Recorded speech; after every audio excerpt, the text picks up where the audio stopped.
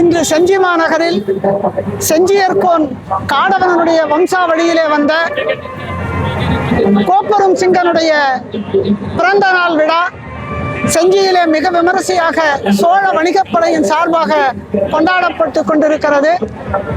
இந்த காடவ மன்னன் கோப்பரும் சிங்கன் செஞ்சி கோட்டையை கட்டி அரசாண்ட முதலாக செஞ்சியில் கோட்டை கட்டி அரசாண்ட செஞ்சியர்கோன் காடவனுடைய வம்சாவழியிலே வந்தவர். முதலில் செஞ்சி கோட்டையை கட்டிய செஞ்சியர்கோன் காடவனை பற்றி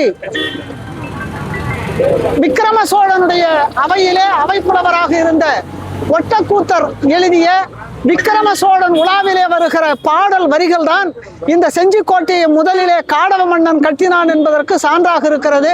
குறிப்பாக அந்த பாடல் வரிகள் கடியரண செம்பற்பதனும் செறி இஞ்சி செஞ்சியர்கோன் கம்ப களியானை காடவனும் என்பது அந்த பாடல் வரிகள். விக்கிரம சோழனுடைய குறுநில மன்னனாக காடவ மன்னன் செஞ்சியர்கோன் காடவன் இருந்தார். அதற்கு பிறகு இந்த செஞ்சி நிலப்பரப்பு முழுவதும் அந்த காடவ வம்சத்தில் 7வது மன்னனாக ஆட்சி செய்தவர். மணவாள பெருமானுடைய மகனாக அவதரித்து வடக்கே நெல்லூரில் இருந்து தெற்கே நன்னிலம் வரையில் மிகப்பெரிய தமிழகத்தின் நிலப்பரப்பிற்கு சொந்தக்காரராக வாழ்ந்தவர். பல போர்களை சந்தித்தவர். குறிப்பாக 3ஆம் ராசராசனை தெல்லாரிலே வெற்றி கொண்டு அன்னமங்கலம் ஆனைக்குன்றிலே சிறை வைத்தவர். அன்னமங்கலம் நீர்ப்பாசன ஏரியை இவர்தான் வெட்டி வைத்தார் என்கிற செய்தி அன்னமங்கலம் ஏரி கல்வெட்டாக பதிவு செய்யப்பட்டிருக்கிறது.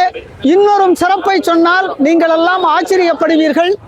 இந்த கோப்பரும் சிங்கனுடைய இதே பிறந்த நாளில் கிபி 1246 நமது செஞ்சிக்கு பக்கத்திலே இருக்கிற ஸ்ரீ ரங்கநாதனுடைய ஆலயத்திலே இருக்கிற கல்வெட்டில் இதே ஆண்டில் 1246 ஆகஸ்ட் 26ஆம் தேதி இந்த கோப்பரும் சிங்கனுடைய பிறந்த நாளில் அங்கே 30 பசுக்கள் ஆலயத்திற்கு கோப்பரும் சிங்கன் தானமாக வழங்கி அந்த கல்வெட்டை அந்த ஆலயத்திலே பதிவு செய்திருக்கிறார் என்பது மிகப்பெரிய சிறப்பு.